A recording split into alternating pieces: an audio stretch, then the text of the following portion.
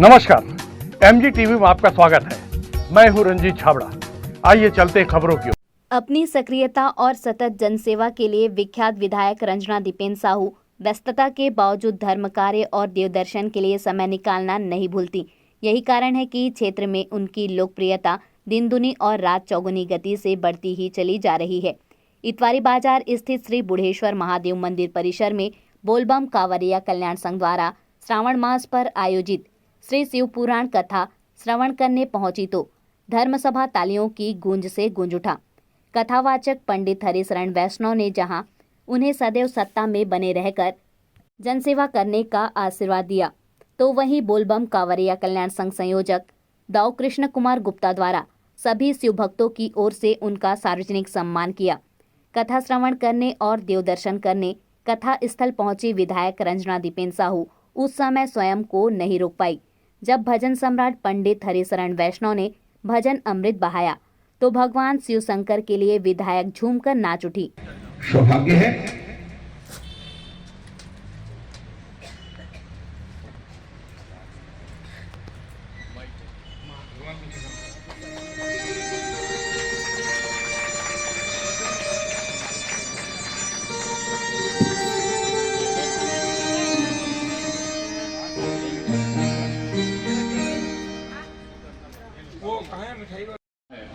कि हमारे बीच हमारी विधायिका दीपेन रंजना साहू जी का आगमन हुआ है।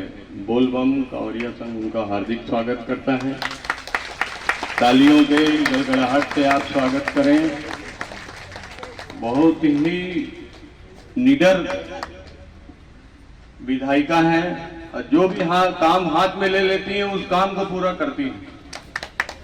तालियों के मैं अभी कुछ समय पहले पिछले वक्त रुद्रेश्वर महादेव के मंदिर में मैं रंजना जी को बोला था कि ये प्लेटफॉर्म जो नीचे रुद्रेश्वर महादेव के घाट में जो बना हुआ है अभी छोटा पड़ने लगा है। लेडीज जहां नहा रही हैं वहीं पे जेंट्स भी नहा रहे हैं, तो इस घाट का जो है विस्तारीकरण करना है और अपने प्रयास से विस्तारीकरण करके दिखा दी। बोल बम ऐसे विभूति का सादर स्वागत करते हुए बोलबम कांवरिया संघ बहुत ही हर्ष करता है। अब मैं महाराज जी से अनुरोध करूंगा कि विधायक साहब का जो है स्वागत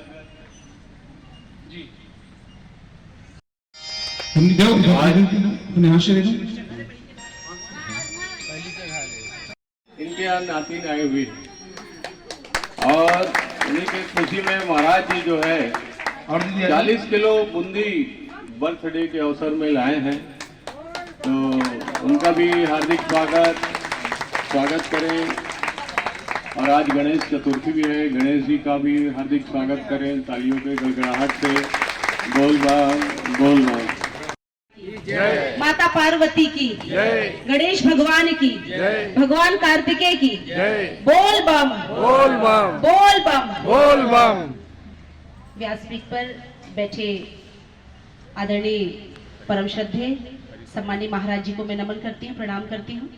भगवान भोलेनाथ की कृपा से, माता पार्वती की कृपा से आज हम सबका सौभाग्य है कि श्रावण मास के पवित्र समय में हम सबको भगवान भोलेनाथ की कथा सुनने का अवसर प्रतिवर्ष मिलता है। सौभाग्य इसलिए भी क्योंकि महाराज जी के मुखश्री से जो शब्द निकलते हैं वो श्रवण करने का अवसर हर किसी को नहीं मिलता। मैं महाराज जी को नमन करती हूँ, प्रणाम करती हूँ। साथ ही साथ आयोजक समिति के रूप में उपस्थित सम्मानीय दादाजी, बोलबम कांवरिया समिति के समस्त पदाधिकारीगण, जिनकी अथक मेहनत और उनके प्रयास से हम सबको यह सुअवसर मिलता है, आप सभी को भी मैं नमन करती हूँ। साथ में आए हुए मेरी तीनों बहनें जो साथ में मेरे खड़ी हैं, आप सभी का बहुत स्वागत है, सम्मान है। और यहाँ पर भगवान भोलेनाथ की कथा श्रवण करने के लिए आए हुए मेरी माताएं, मातृशक्ति माताएं, माता पार्वती के रूप में, माँ सरस्वती के रूप में, माँ लक्ष्मी के रूप में, माँ दुर्गा, माँ चंडी के रूप में, ऐसी मेरी माताओं को मैं आप सभी को मैं हृदय से नमन करती हूँ, प्रणाम करती हूँ।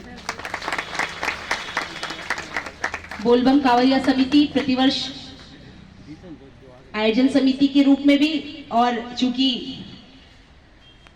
पीछे तरफ भगवान श्री राम और भगवान भोलेनाथ की कृपा से मंदिर का जीर्णोद्धार भी होने जा रहा है। धमतरी जैसे इस धरा को, पवित्र धाम को धर्मधरा कहा जाता है, और वास्तव में यहाँ पर आपको एक से बढ़कर एक भक्त मिलेंगे जो तन मन और धन लगाकर प्रभु की सेवा में, केवल श्रावण मास ही नहीं बल्कि निरंतर प्रभु की सेवा में जो अपना समय देते आए हैं। मैं आप सभी को भी नमन करती हूँ। आदरणीय दाऊजी दादाजी कह रहे थे कि आपको मैं उपदेश दूं।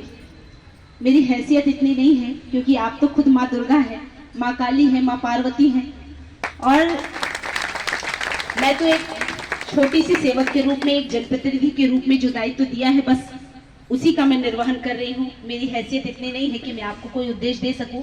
उपदेश तो व्यासपीठ के इस पवित्र स्थान से बैठे सम्मानीय महाराज जी इस सुंदर कथा के माध्यम से पूरे क्षेत्र को जो लाभ प्रदान कर रहे हैं। निश्चित रूप से ऐसा सौभाग्य हर किसी को नहीं मिलता। आज प्रभु भोलेनाथ का बुलावा शायद मुझे भी था, इसलिए दादाजी का फोन आया और जितने कार्यक्रम थे मैं छोड़कर यहाँ पर आ गई कि आज वास्तव में मुझे बुलावा आया है। निश्चित रूप से हम सब एक साथ, क्योंकि संगठन में ही शक्ति है, एक अकेले व्यक्ति की बस की बात नहीं है। महाराज जी यदि हमको कथा सुनाएंगे और आप नहीं रहेंगे तो कथा का कोई औचित्य नहीं है। निश्चित रूप से संगठन एक ताकत है। हम सब मिलकर अपने क्षेत्र के विकास के लिए हम प्रयास करें, अपने क्षेत्र में कैसे धार्मिक वातावरण बनाए, इसके लिए हमारा प्रयास हो। लोग पश्चिमी सभ्यता में भी जीकर बहुत से ऐसे वातावरण बन जाते हैं जो हमारे आने वाली पीढ़ी के विरुद्ध हैं। ऐसे वातावरण को हटाकर हम कैसे धार्मिक वातावरण का विस्तार करें, और आप सबके सहयोग से, केवल मैंने कहा एक अकेले व्यक्ति की बस की बात नहीं है। आप, और चूंकि मातृ शक्ति को तो विशेष शक्ति प्रदान है, माँ के रूप में, बहन के रूप में, पत्नी के रूप में, आप जिस रूप में कहें, माताओं को तो विशेष ताकत, विशेष शक्ति। आप घर को भी बहुत अच्छे से संभालती हैं, सार्वजनिक जीवन हो तो उसमें भी शामिल हो जाती हैं, कहीं बाहर कहीं वर्किंग वुमेन हो तो उसमें भी आप शामिल हो जाती हैं। हर तरह, हर स्वरूप में महिलाओं को ऊपर वाले ने बहुत हटकर बनाया है। निश्चित रूप से एक ताकत आप में है, एक क्षमता, एक जुनून आप में है जो परिवर्तन का काम कर सकती है। धर्म के प्रति आज एक बड़ी जिम्मेदारी महिला वर्ग को दी गई है, ऐसा लग रहा है। एक बहुत बड़ा दायित्व इस वर्ग को मिला है, क्योंकि आप जहां पर भी जाइए, ग्रामीण क्षेत्रों में, ग्रामीण परिवेश में जब रामायण का कार्यक्रम होता है, अन्य कोई धार्मिक बड़े आयोजन होते हैं, एक बड़ी जिम्मेदारी महिलाओं की होती है, और एक बड़ा वर्ग उनका बैठ के इन कथा को श्रवण करके पूरा वातावरण बनाने में आप सबका सहयोग मिलता है। निश्चित रूप से ऐसा सहयोग हमेशा मिलता रहे, ताकि धर्म की धरा, जिस शब्द का प्रयोग बार बार बाहर के लोग भी आते हैं, अच्छा वो धमतरी है जहाँ पर बहुत बड़े धार्मिक आयोजन इस धरा पर किए जाते हैं। निश्चित रूप से यह कार्यक्रम तभी सफल है जब आप सब संगठित होकर, एकत्रित होकर इस वातावरण को बनाने में आपका सहयोग मिले। बस इन्हीं भावनाओं के साथ आज हमारा भी सौभाग्य रहा कि आप सबके दर्शन लाभ भी मिले हैं। महाराज जी से तो कहीं कभी किसी मंच में मिलना हो जाता है, पर ऐसी माताओं का मिलना शायद कभी नहीं होता। आप सभी को मैं पुनः इस मंच के माध्यम से नमन करती हूँ, प्रणाम करती हूँ। व्यासपीठ पर बैठे सम्मानीय महाराज जी, आपका भी दर्शन हुआ है, ये हमारा सौभाग्य है, और मैं आपको भी बधाई देती हूँ। आज आपके यहाँ लक्ष्मी के रूप में नातिन का जन्मदिन भी है, तो आपको बधाई देती हूँ। क्योंकि आपके यदि घर परिवार में जन्म ली है तो निश्चित रूप से कोई साधारण कन्या नहीं है, कहीं ना कहीं वो देव कन्या के रूप में। आपको बहुत बधाई, शुभकामनाएं, और महाराज जी का आशीर्वाद हम पर बना रहे, क्योंकि कहीं ना कहीं एक कन्या मतलब एक लक्ष्मी का स्वरूप बनके आपके घर में वो आई है। विधायक रंजना दीपेन साहू ने श्रावण मास की शुभकामनाएं देते हुए कहा कि धमतरी धर्म की नगरी शिव भक्तों के कारण बनी है। स्वागत हो जाएगा मेरी बहनों, आपके तरफ, ठीक है? चलिए एक बार खड़े होकर हम लोग विश्व मना ले। गणेश जी का जन्म हुआ है आज गणेश, बोलो श्री गणेश जी महाराज की जय। आज कैलाश पर्वत आनंद भयो रे, आज कैलाश पर्वत आनंद भयो रे पार्वती के पार्वती के आज कैलाश पर्वत आनंद भयो रे कैलाश पर्वत आनंद भयो रे पार्वती के गजानन पार्वती के गजानन भयो रे पार्वती के गजानन भयो रे पार्वती के गजानन भयो रे आज कैलाश पर्वत आनंद भयो रे आज कैलाश पर्वत आनंद भयो रे पार्वती के गजानन पार्वती के गजानन भयो ब्रह्मा भी आए विष्णु भी आए ब्रह्मा भी आए और विष्णु भी आए ब्रह्मा भी आए और विष्णु भी आए ब्रह्मा भी आए और विष्णु भी आए शंकर के आए आनंद भयो रे शंकर के आए आनंद भयो रे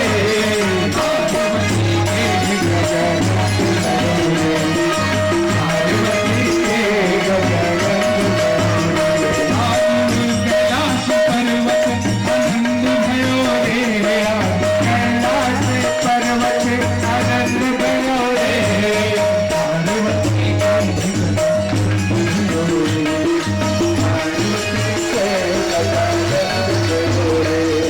अंगना भी आई और संगना भी आई और संगना भी आई और यमुना भी आई गंगा भी आई और जमुना भी आई रंजना के आए आनंद भयो रे रंजना के आए आनंद भयो रे पार्वती के पार्वती के हो प्यारे मूसक पे चढ़ी हो गणपति बाबा चारों मूसक में चढ़े हो गणपति बाबा बड़े राजा आओ मिलके आओ मिलके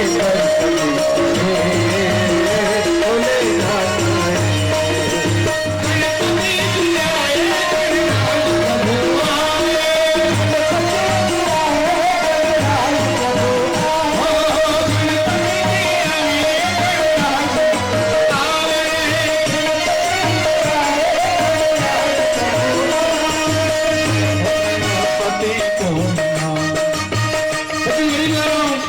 गणपति को मनाओ गणपति को मनाओ गणपति को मनाओ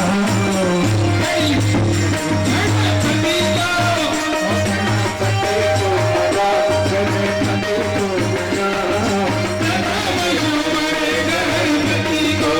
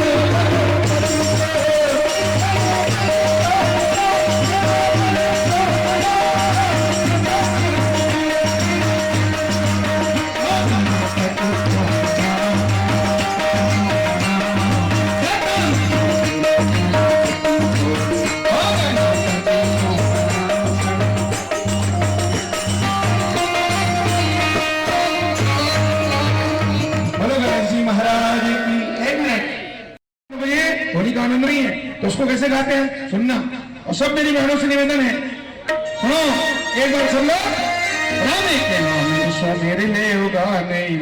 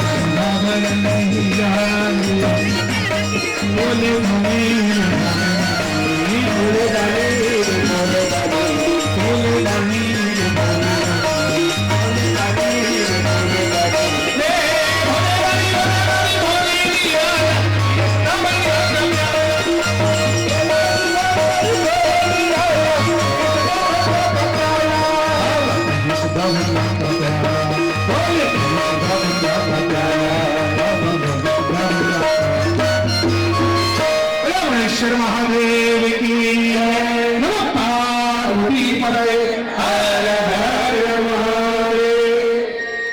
अभी लेते हैं एक छोटा सा ब्रेक। आप देखते रहिए MG TV, क्योंकि खबरों का सिलसिला यहाँ थमता नहीं।